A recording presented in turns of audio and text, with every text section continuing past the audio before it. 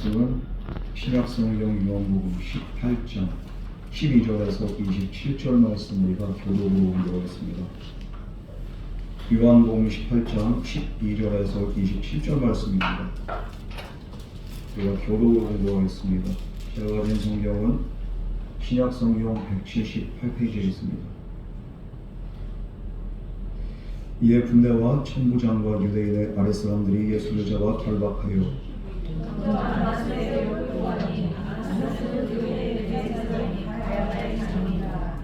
가야바는 유대인들에게 한 사람이 백성을 위하여 죽는 것이 유익하다고 권고하던 자로라.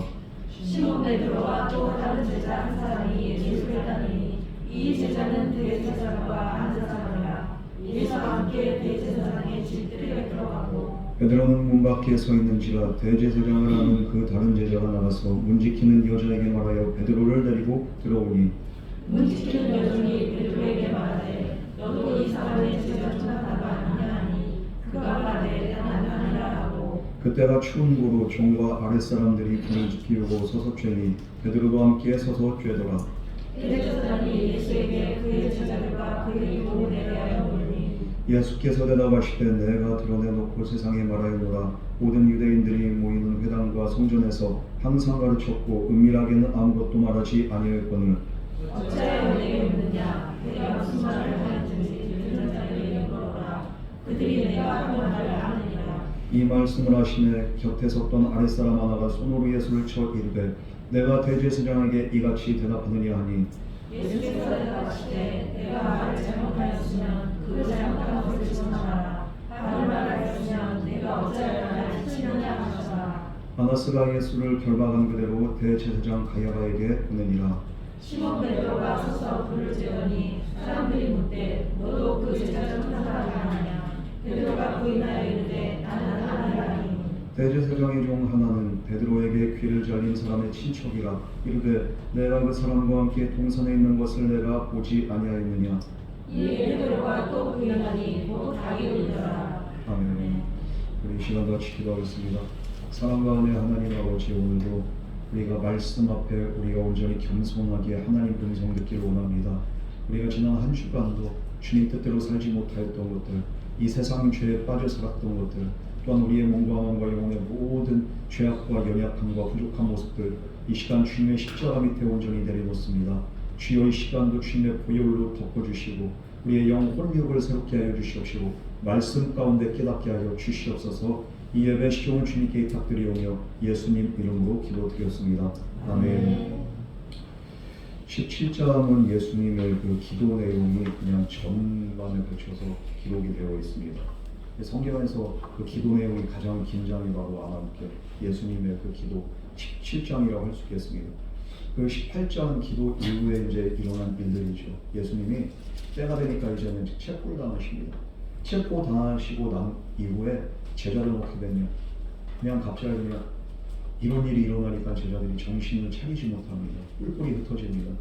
평상시에 예수님을 쫓아가고 예수님 사랑한다고 하고 예수님 끝까지 따르겠다고 했던 그 제자들 말뿐인 것이 그냥 드러나게 됩니다. 우리가 신앙생활하면서 말로는 그냥 내가 예수님 사랑한다고 하고 하나님의 자녀라고 하지만 말이 아니라 정말로 행동에 무게가 있는 그런 성도가 얼마나 있을까요? 말의 무게도 없고 행동의 무게도 없고 우리가 행함도 없고 그러면서 믿는다고 하고 이것이 바로 하나님을 배반하는 거고 예수님을 부인하는 거죠. 우리의 삶 가운데 우린 늘 주님을 배반합니다. 우리가 오늘 불렀던 찬송처럼 우린 언제나 주님을 배반합니다. 그러나 주님의 은혜가 있기 때문에 오늘도 이 자리에 우리가 뻔뻔하지만 하나님 앞에 나오고 하나님을 아버지라고 부르고 지난 한 주간 동안도 우리가 예배드리면서 살아가면서 우리의 입으로 기도를 하고 이렇게 찬양을 하기보단 우리의 입술로 세상적인 얘기들 많이 합니다.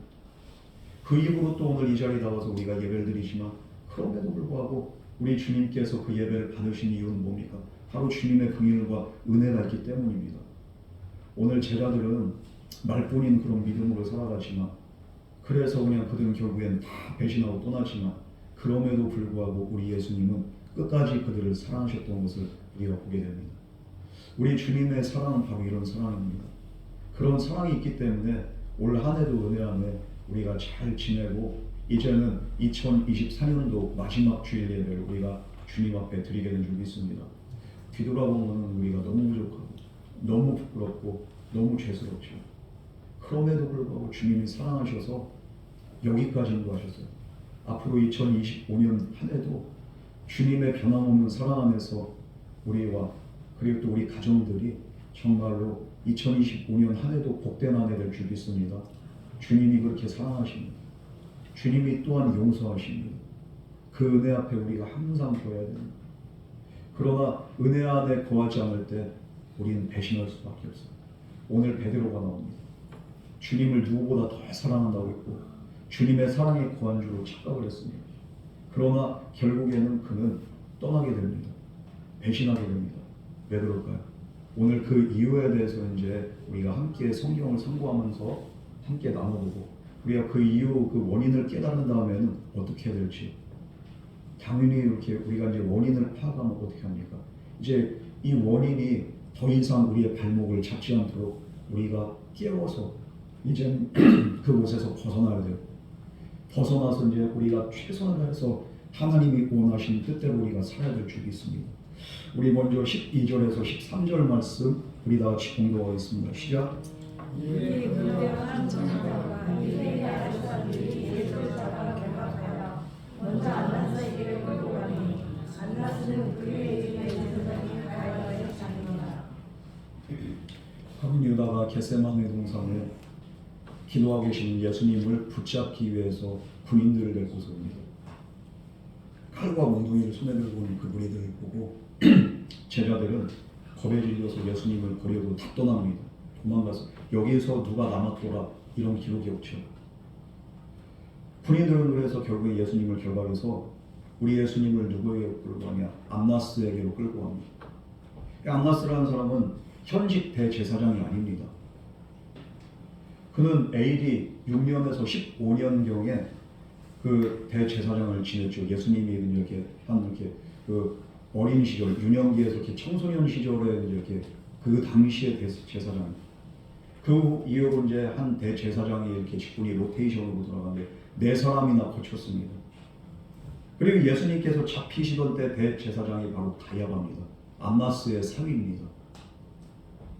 그러니까 안나스 집안에서 제 아들들 그냥 4명이 다 해먹고서 사위가 그냥 뭐 권력이 계속 이렇게 이양이 되는 거죠. 자기 가족들에게.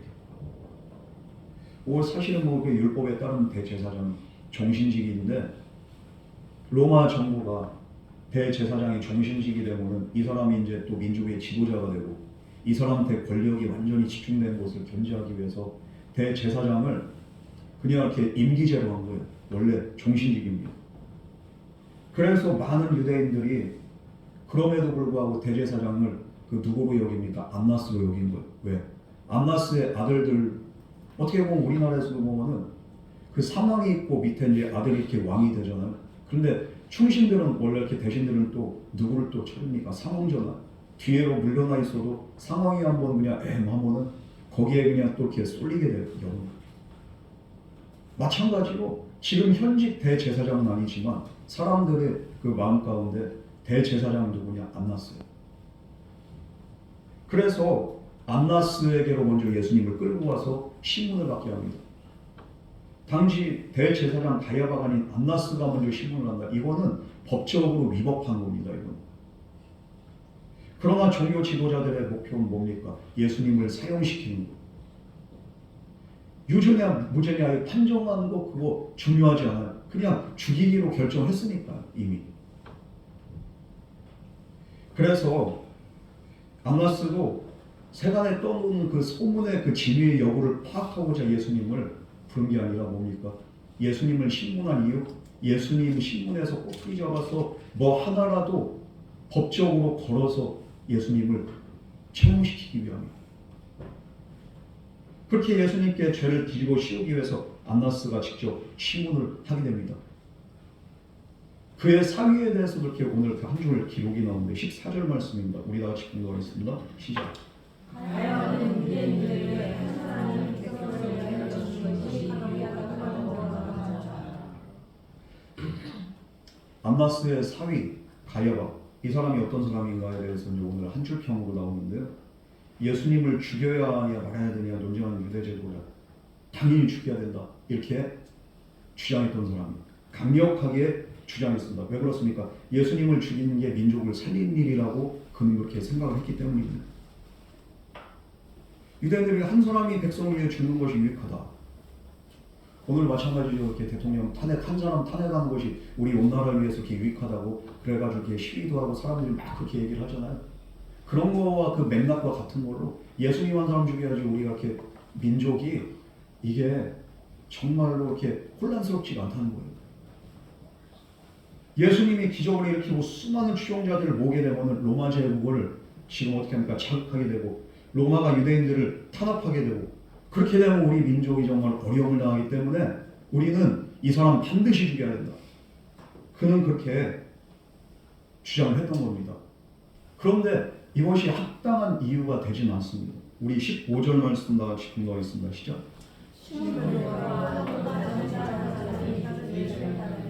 이 제자는 대제사장과 아는 사람이야. 예수와 함께 대제사장의 집에 들어가고. 군병들이 이렇게 이런 상황 가운데서 정말 그렇게 병기를 들고 와서 예수님을 결박해가고 제자들이 다 떠나고 결국에 누가 남았는가? 오늘 또 다른 제자와 베드로 이 두 사람이 나와. 시몬 베드로와 또 다른 제자 한 사람. 이 사람들이 몰래 예수님 뒤를 쫓아가고 이 두 사람은 어디까지 가느냐? 바로 가장 지근거린 안나스의 집까지 이제 뜰까지 이렇게 가게 됩니다. 여기서 이 또 다른 제자는 오늘 그 요한복음의 그 저자인 사도 요한으로 추정이 됩니다. 그 당시에 그 요한이 그래도 대제사장을 이렇게 알고 있었고 그리고 이렇게 또 그 주변 사람들과 친분이 있었기 때문에 여기까지 들어갈 수 있었던 거예요. 그래서 대제사장이 집 뜰에 들어가서 그는 이렇게 그 상황을 지켜보고 있었고 베드로는 이렇게 뜰 밖에서 이제 기다리고 있습니다. 그때 어떤 일이 일어납니까? 16절, 17절 말씀을 다 같이 공부하겠습니다. 시작. 베드로는 문 밖에 서 있으나 대제사장이 아는 그 다른 제자가 나서 움직이는 여자에게 말하여 베드로를 데리고 들어오니 움직이는 여자들이 베드로에게 말하되 너도 이 사람의 제자를 하나가 아니하니 그가 말하되 나는 아니라고. 자, 그래서 분리킨 그 여종을 통해서 베드로를 데리고 들어오라고 이제 이렇게 또 그것도 허락을 받습니다. 그래서 뜰 밖에서 이제 뜰 안으로 들어가는 그 과정 가운데 이 여종이 그러는 거예요. 당신도 예수님의 제자 중 한 사람 아닙니까? 그때 베드로가 뭐라 합니까? 부인을 합니다. 아니라 합니다. 여기서 헬라어 그 원어를 보면은 이 여종이 바로 누구냐? 바로 문을 지키는 나이 어린 여자 아이라고 그렇게 기록이 되어 있습니다. 그러니까 다른 사람도 아니고 로마 군인도 아니고 그렇다고 해서 대제사장의 그렇게 또 이렇게 군졸들도 아니고 한낱 그냥 여자아이 해봤자 그냥 그 10대 중후반 정도 된 그 여자아이의 그 말에 벌벌벌 떨면서 난 아니라고 하고 이 여자의 물음에 그냥 자기의 믿음이 그냥 순식간에 무너져 버립니다. 우리는 어떻습니까? 베드로처럼 예수님은 족합니다. 예수님이 나의 모든 것 되십니다. 주님만이 나의 전부 되십니다. 은혜 받을 땐 그렇게 고백을 합니다. 그렇게 하고 찬양하고 기도하고 은혜 받을 때는 아멘이 충만하고 그러나 세상 앞에서 두려움 앞에서 우리의 믿음이 무너질 때가 얼마나 많이 있습니까? 우리의 믿음을 저버리고 예수님에 대한 믿음을 고백하면 손해볼까 봐 우리가 또 믿지 않는 사람처럼 행동할 때가 많이 있습니다. 우리 코로나 기간 때 어땠습니까? 교회에 대해서 그냥 언론이 연일 막 그 융단 폭격을 하고 교회가 무슨 코로나의 온상인 것 마냥 했을 때 이 세상 사람들이 우리 교회를 향해서 손가락질할 때 우리 어떻게 했어요? 직장 다니면서 교회 안 다닌 척하고 눈치 보고 예배 안 드린 척하고 그런 분들 있지 않습니까?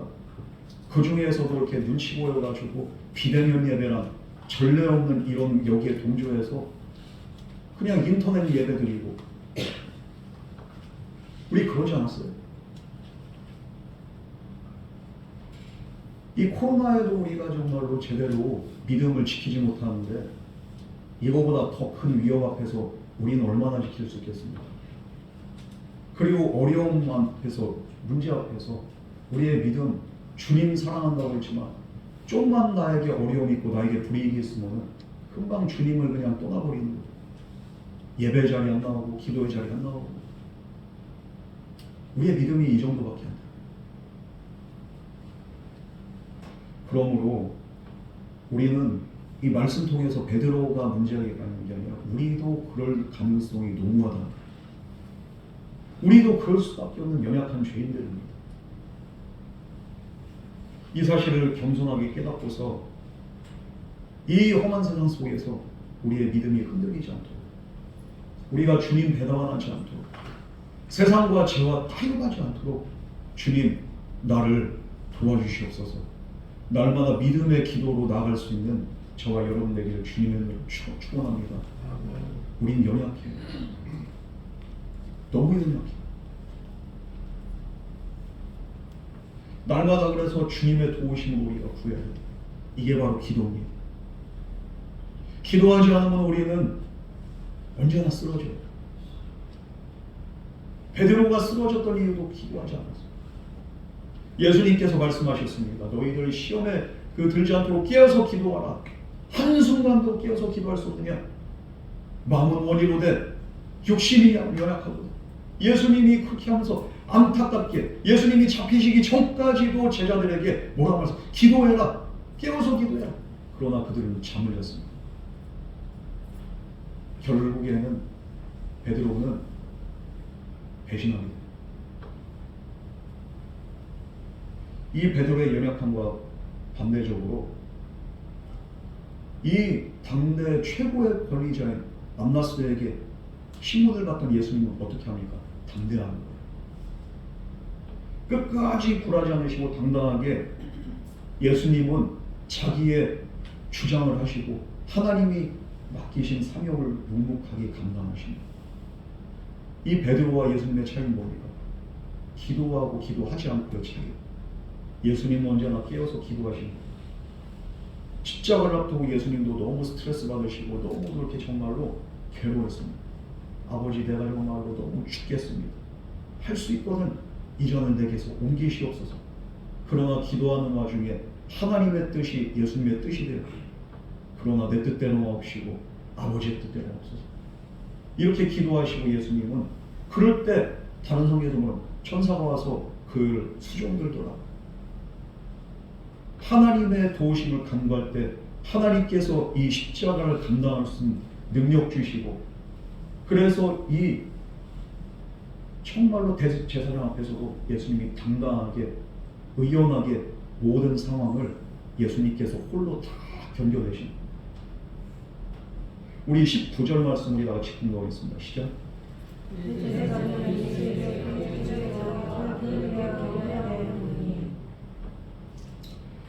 안나스가 예수님한테 물어본 게 뭡니까? 그의 제자들과 그의 교훈에 대해서 물어봤습니다. 그러니까 이 제자들을 뭘로 생각했기 때문에 제자들을 뭡니까? 예수님을 따르는 자들을 아예 그냥 이렇게 쿠데타에 그냥 이렇게 폐역한 그렇게 무리로 몰아가기 위해서 야, 네 제자들 어디 있어? 네 제자들도 너랑 평상시에 뭐하고 살았어? 그리고 네 가르침 이거 아주 그냥 정말로 이 나라를 혼란시키는 그런 가르침이지 맞지? 이러면서 지금 계속 이것을 거짓 증언을 유도하는 거예요. 맞다고 하면 조금이라도 뭐라도 걸리면 너 지금 네가 증언했어. 그러면서 그거 가지고서 예수님을 올가매려고 합니다.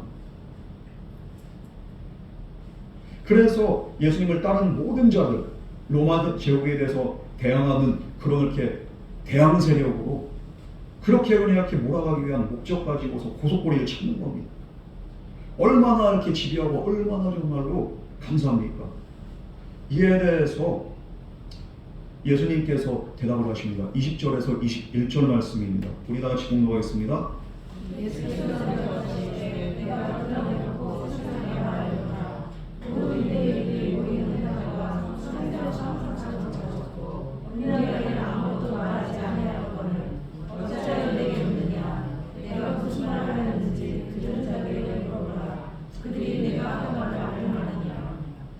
예수님은 제자들에 대해서는 그냥 함구하십니다. 제자들을 끝까지 사랑하시는 거예요. 제자들을 보호하고, 제자들은 예수님 배신하고 다 떠났는데 그럼에도 불구하고 예수님은 그들을 사랑하시고 그들을 감싸주시고 그들에 대해서는 말씀하지 않으시고 자신의 가르침에 대해서만 말씀하십니다. 우리 예수님은 그렇게 사랑이 많으십니다. 우리가 배신하고 우리가 주님 뜻대로 살지 않고 그럼에도 불구하고 오늘도 나를 위해서 중보하시고 하나님 보좌 우편에서 우리를 위해서 정말로 변론하신 분이 그분이 바로 예수님.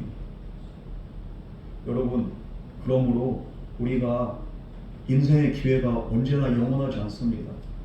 내가 육신에 있는 동안이 예수님의 은혜를 덧입을 기회입니다. 이 시간, 이 시기에 우리가 정말로 소중히 하셔서 주님의 마음을 조금이라도 깨닫고 나를 위해서 지금도 중보하신 예수님 앞에 우리가 진실된 그 사랑 앞에 온전히 나갈 수 있는 저 여러분들에게 주님의 이름으로 축원합니다. 주님이 우리에 대한 사랑은 이렇게 진실하고 이렇게 정말로 사랑이 넘치시고 이렇게 용서가 넘치고 자비와 긍휼이 넘치는데 우리는 늘 주님을 배반합니다. 그럼에도 불구하고 주님은 변함없이 사랑하십니다. 이게 바로 예수 그리스도의 사랑입니다. 오늘도 그 주님의 그리스도의 사랑을 힘입어서 우리가 올 한 해도 주님의 은혜로 지금까지 오게 된 거예요. 지금까지 지내온 모든 것들, 모든 시간들 다 주님의 은혜고 주님의 사랑입니다. 그러면서 주님께서는 여전히 오늘도 우리를 인도하십니다. 주님의 사랑이 아니라면 우리는 진정에 망했어요. 우리가 주님의 입장이라고 해봐요. 주님 사랑한다고 몇 시간 전만 해도 정말로 사랑한다고 절대로 떠나지 않는다고 했던 제자들 지금 다 어디 갔어요? 얼마나 계시냐. 그러나 그들을 끝까지 사랑하시고 보호하십니다. 오늘도 원수막인 우리를 항상 공격하고 이 세상의 그냥 고난과 어려움과 풍파는 우리를 시시때때로 우리를 삼키려고 하지만 걱정하지 마세요.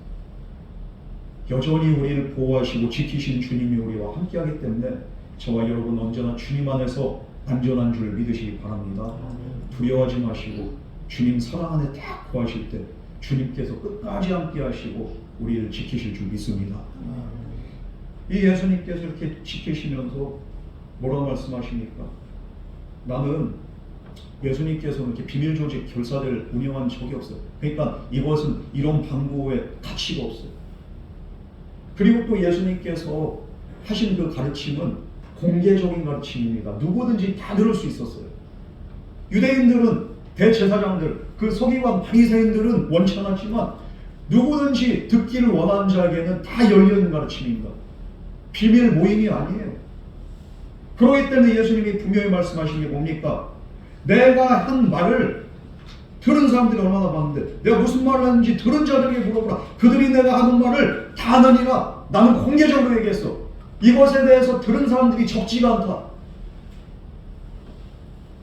그래서 예수님은 안나스에게 어찌하여 내게 묻느냐? 반문하는 겁니다. 그러니까 지금 예수님이 문제가 있다고 그냥 이렇게 결론을 내려놓고서 표적 수사를 하는 거잖아요. 지금 죄가 있다고 그냥 결론 내리고서 표적 수사하는 거예요. 지금 이거에 대해서 나는 죄가 없다. 그 당시에도 신문을 할 때 뭔가가 증거를 가지고서 신문을 하는 게 그게 맞다는 거예요. 그 당시에 재판도 마찬가지예요. 오늘날 우리 헌법에도 뭐라고 하니까 헌법 27조 4항은 무죄 추정의 원칙이 있습니다. 그 피고인과 정말로 피의자의 죄가 증명되지 않는 한 이 사람은 죄가 없는 것으로 추정한다. 이것을 원칙으로 하는 게 헌법에서 말하는 무죄 추정의 원칙이라는 거예요. 오늘날 그냥 이렇게 언론에서 얼마나 그냥 이렇게 법정으로 이렇게 제대로 이렇게 판결을 나기 전에 벌써 그냥 이렇게 죄를 만들어 놓고서 그렇게 해가지고 그냥 이렇게 사람을 목으로 하면서 언론에서 그냥 이렇게 쥐잡이 하듯이 그렇게 합니까? 우리나라 헌법이 이렇게 딱 이렇게 세워져 있으면은 법정에서 판결을 하기 전에는 죄가 있는지 없는지 그때 돼서 이렇게 판결하는 거예요. 우리가 거기에 이렇게 선동돼서는 안 되는 거예요. 마찬가지로 예수님 때도 마찬가지예요. 무죄 추정의 원칙이 있는데도 불구하고 지금 너 죄 있고 네 이렇게 지금 이렇게 세려가고 네 가르침하고 이런 거 문제 있잖아. 지금 그렇게 몰아가는 겁니다. 지금 그래서 예수님께 유죄가 있음을 자백하게 하도록 이렇게 강요하고 있다는 것을 예수님이 부당한 것을 말씀하니까 어떻게 합니까? 22절에서 24절 말씀, 그 옆에 있던 사람들의 반응이 더 진짜 최악인 거예요. 우리 함께 읽어보도록 하겠습니다. 시작. 이 말씀하시되 곁에서 떠나 아래처럼 하나가 손으로 예수를 쳐 이르되 네가 대제사장에게 영제사장을 하나니 예수께서 대답하시되 내가 말을 잘못하였으면 그 잘못한 것을 전하라. 바로 말하였으면 내가 어찌하여 한심하게 하시라. 24절까지는 안나스가 예수를 밖으로 대제사장 하나님께 보내나니 예수님께서 정당하게 항의를 했습니다. 아니 증거가 있으면 한번 말해봐라. 내가 죄가 있냐? 그러니까 대제사장 곁에 있던 아랫사람 중 하나가 손으로 예수님을 때렸습니다. 뺨을 때리는 거죠. 한 대 때렸는지 여러 대 때렸는지 모르겠지만 오늘 말씀에서 보면은 손으로 예수를 쳤다는 거예요. 그게 그냥 친 게 아니라 아주 세게 쳤다는 얘기예요. 예수님 올바르지 않은 법적 절차에 대해서 정당하게 그냥 이렇게 이거 항변을 하실 겁니다. 그러나 돌아온 게 뭡니까? 폭력이 돌아오고 예수님의 존엄성을 무너뜨리고 모독한 겁니다. 예수님의 뺨을 때린 거예요. 뭐 때문에? 네가 어떻게 이렇게 감히 대제사장한테 이런 식으로 얘기를 정당하게 자기 얘기를 하는데 감히 말대꾸했다고 때린 거예요. 그러면은 대제사장이 말하는 대로 그럼 나는 이렇게 죄가 있으니까 난 그렇게 유구무원입니다. 이렇게 했어야지 옳은 겁니까? 예수님은 할 말씀을 하신 겁니다. 그런데 돌아온 것은 폭력이 돌아온 거예요. 그러나 예수님은 이 불의와 폭력 앞에서도 절대로 굴복하지 않으십니다. 예수님은 내 주장과 내 잘못이나 이렇게 죄가 있으면은 한번 이렇게 증명해보라고 그렇게 말씀하신 건데 그렇게 해가지고 이렇게 한번 이렇게 말해보라는 거예요. 23절 말씀 보면 대답하죠. 맞았다고 해가지고 이렇게 주눅드는 게 아니라 내가 말을 잘못했으면 그 잘못한 것을 증언하라. 내 말에 뭐가 이렇게 죄가 있고 뭐가 이렇게 잘못한 거 있으면 그거 한번 증명해봐. 어디에 잘못이 있느냐? 바른 말을 했으면 네가 어찌하여 나를 치느냐? 네가 증명하지 못하는 내 말이 이렇게 틀리지 않다는 얘기인데 왜 나를 때리냐? 결국에 예수님의 이렇게 이 말발에 아무도 이렇게 이거를 반박할 수가 없어요. 결국 예수님께 아무런 잘못을 찾을 수 없었던 안나스는 예수님을 결박한 채로 그 자기 사위 대제사장 그 가야바에게 보내버립니다. 아우 골쳐. 야 저기다가 이렇게 그냥 토스해줘. 그래서 가야바가 이렇게 또 그렇게 신문하도록 합니다. 25절에서 26절 말씀을 다 같이 공부하겠습니다. 시작.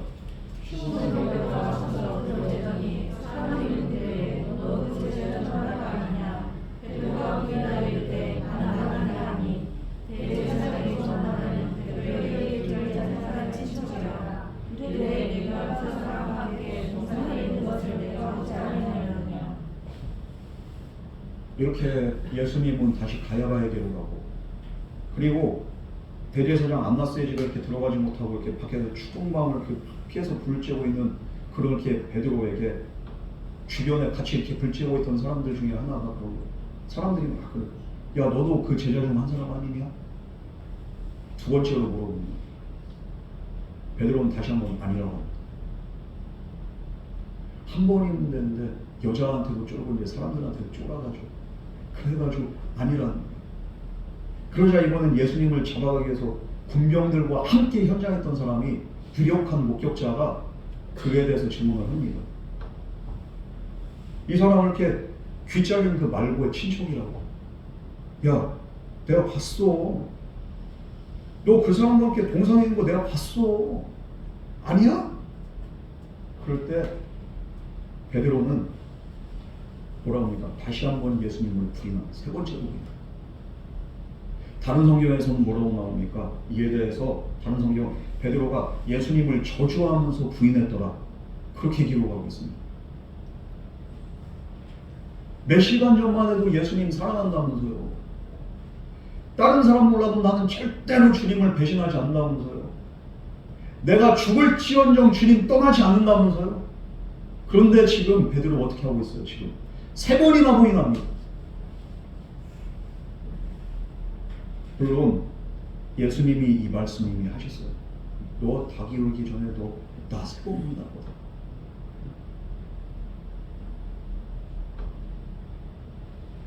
그리고 이 말씀대로, 예수님 말씀대로 이제 닭이 울기 시작합니다. 27절 말씀입니다. 우리 다 같이 공부하겠습니다. 시작.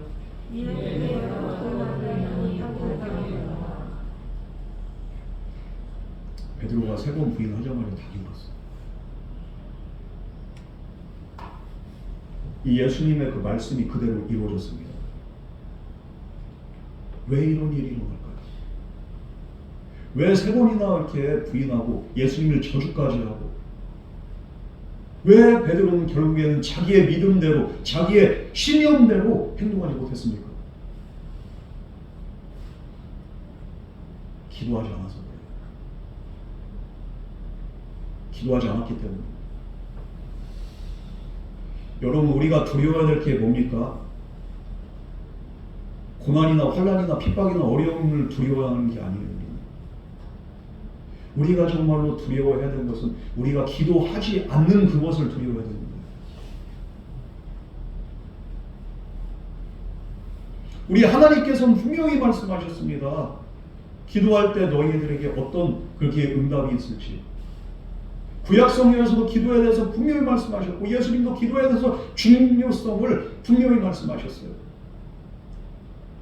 우린 기도하는 분들은 이렇게 구약성경 33장 3절 말씀을 꼭 기억하셔야 돼요. 너는 내게 부르짖으라. 내가 내게 응답하겠고 내가 알지 못한 크고 비밀한 일을 내게 보이리라. 하나님이 분명히 말씀하셨습니다. 구하라 찾을 것이요, 찾으라 그렇게 두드리라 열릴 것이요. 정말로 주님께서 그러잖아요. 찾으라 찾을 것이요, 두드리라 열릴 것이라고 하죠. 기도에 대해서 말씀하시는 거예요. 그러나 누가 구하고 누가 찾고 누가 두드립니까? 우리가 두려워해야 하는 것은요, 나에게 문제 생긴 걸 두려워하는 게 아니라 내가 지금 기도하지 않는 것을 두려워해야 된다. 기도 안 하잖아요? 믿음 금방 무너집니다. 문제만 오잖아요? 금방 예수님 떠납니다. 좀만 그냥 유혹이 오잖아요? 금방 태우거든요. 가장 두려워해야 될 것은 기도하지 않는 성도가 됩니다. 우리는 언제나 기도를 통해서 하나님과 깊은 관계를 맺으면서 하나님의 음성 들으면서 하나님 뜻 안에서 하나님 강론 안에서 우리가 살아갈 때 승리하는 거예요. 이렇게 하나님과 온전한 관계를 맺을 때 우리는 어떤 고난도 넉넉하게 이길 수 있습니다. 하나님의 사랑은 확신할 수가 있습니다. 성령이 충만해지는 거예요. 하나님의 인도하실 가운데 우리가 한 걸음 한 걸음 주님과 동행하는 거예요. 그렇게 할 때 승리하고, 그런 자가 십자가를 능히 감당할 수 있는 거예요. 문제는 기도하지 않아서. 기도하지 않으면서 근심 걱정 염려는 그냥 본인이 혼자 다 싸질머지고서 그러면서 힘들다고 죽겠다고.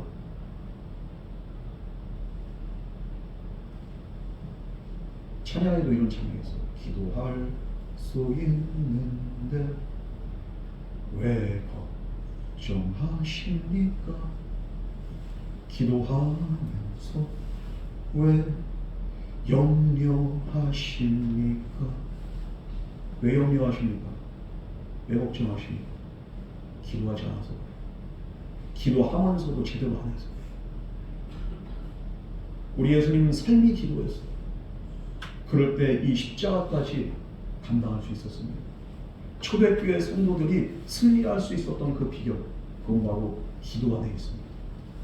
기도를 통해서 항상 하나님 안에 있었고 믿음 안에 있었어요. 사도 요한이 반모섬에 유배를 갔을 때 그는 항상 정말로 그 노고를 이끌고서 거기서 노역을 하면서 힘든 와중에도 기도를 잊지 않았어요. 그러면서 어느 날 새벽에 기도한 그 와중에 기도 동굴이 그냥 천장을 쫙 갈라지면서 거기에 그냥 햇빛이 싹 임하게 되는, 그때 예수 그리스도가 그 앞에 딱 나타나게 되고, 그때 기록한 그 성경이 바로 요한계시록이에요.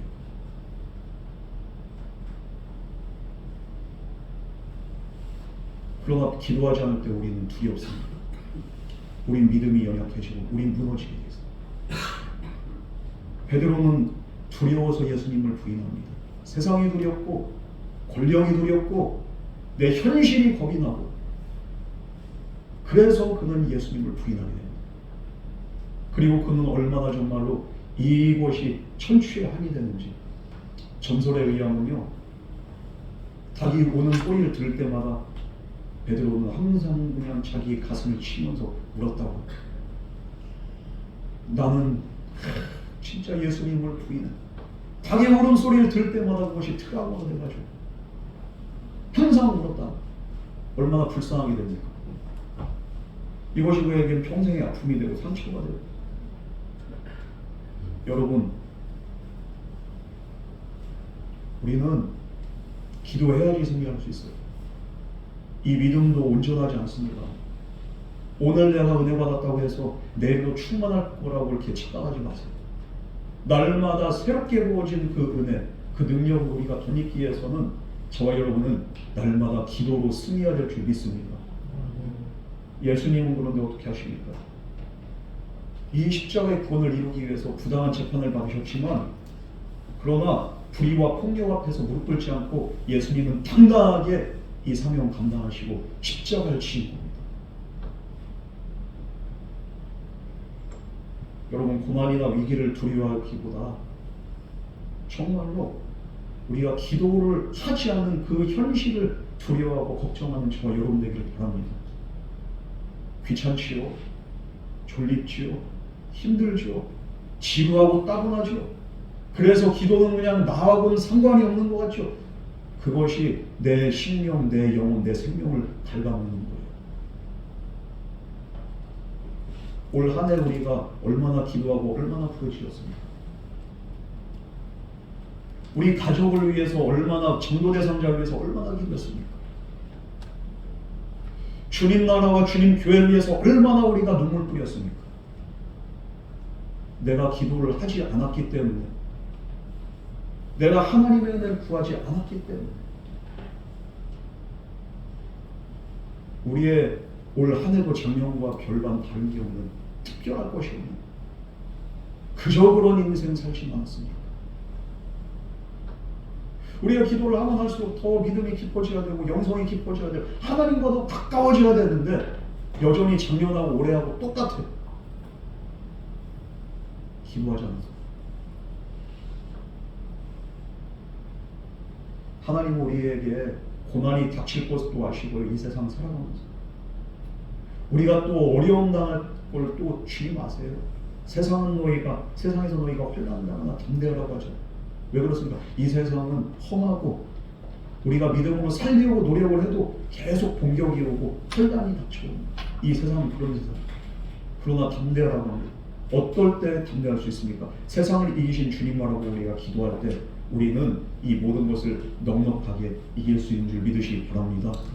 그래서 하나님께서, 우리 주님께서는 우리로 하여금 기도하라고 명령하십니다. 우리가 기도로 준비하게 하시고 기도로 승리하게 하셨습니다.